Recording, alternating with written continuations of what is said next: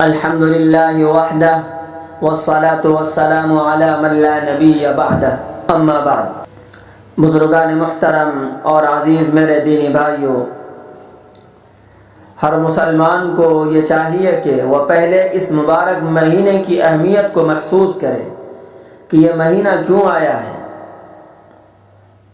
دیکھیے، رمضان کے مہینے میں بھی اسی طرح رات دن ہوتے ہیں جس طرح عام مہینوں میں ہوتے ہیں۔ جس طرح عام دنوں میں سورج نکلتا ہے، رمضان میں بھی نکلتا ہے، اور دنوں میں بھی غروب ہوتا ہے تو رمضان میں بھی غروب ہوتا ہے، اور دنوں میں بھی دن رات آتے ہیں اور رمضان میں بھی دن رات آتے ہیں۔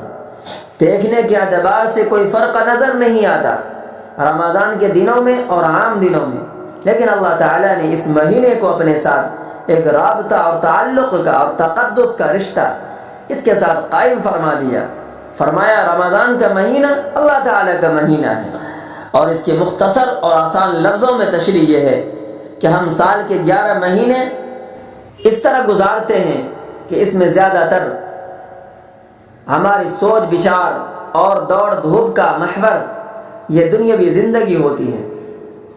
کھانا کمانا اور سونا جاگنا، اسی میں ہمارے زیادہ تر اوقات صرف ہوتے ہیں۔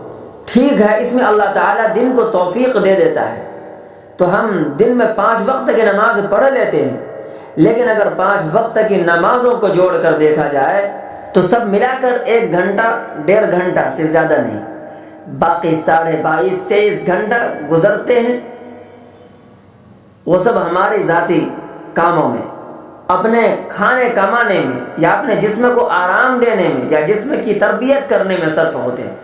حالانکہ جب انسان کو پیدا کیا گیا تھا تو اللہ تعالیٰ نے یہ فرمایا تھا وَمَا خَلَقْتُ الْجِنَّ وَالْإِنسَ إِلَّا لِيَعْبُدُونَ، میں نے جنات اور انسان کو تو صرف اس لیے پیدا کیا تاکہ وہ میری عبادت کرے۔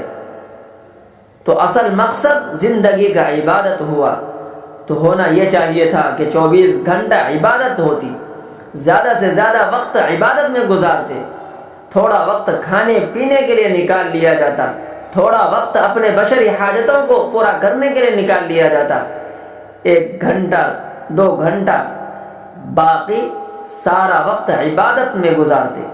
لیکن اللہ تعالیٰ نے یہ کرم فرمایا اور یہ کہہ دیا بھائی عبادت کے لیے ہم نے دن میں 5 وقت کی نمازیں فرض کرتے ہیں، 5 وقت کی نمازیں فرض کرتے ہیں، 5 وقت نمازیں پڑھ لیا کرو، اور باقی اوقات میں تم اگر کھاؤ گے کماؤ گے بھی اچھی نیت سے کھاؤ گے، اچھی نیت سے کماؤ گے تو ہم اس کو بھی عبادت میں شمار کر لیں گے۔ یعنی جیسے تجارت ہے یا ملازمت ہے یا زراعت ہے، تو اپنی ذات میں عبادت نہیں، یہ تو اپنی ذات میں عبادت نہیں، یہ تو انسان اپنے پیٹ کے لیے کام انجام دیتا ہے۔ لیکن اللہ تعالیٰ نے فرمایا اگر تم اچھی نیت سے کام کرو گے، میں اپنے نفس کا حق ادا کر رہا ہوں، اپنے گھر والوں کا حق ادا کر رہا ہوں، اور حلال طریقے سے کمائی کر رہا ہوں، اور جو کروں گا حلال طریقے سے کروں گا اور حرام سے اپنے آپ کو بچاؤں گا، تو اللہ تعالیٰ اپنے فضل و کرم سے اس کو بھی عبادت میں شمار کر لیتے ہیں۔ حقیقت میں یہ عبادت نہیں تھی۔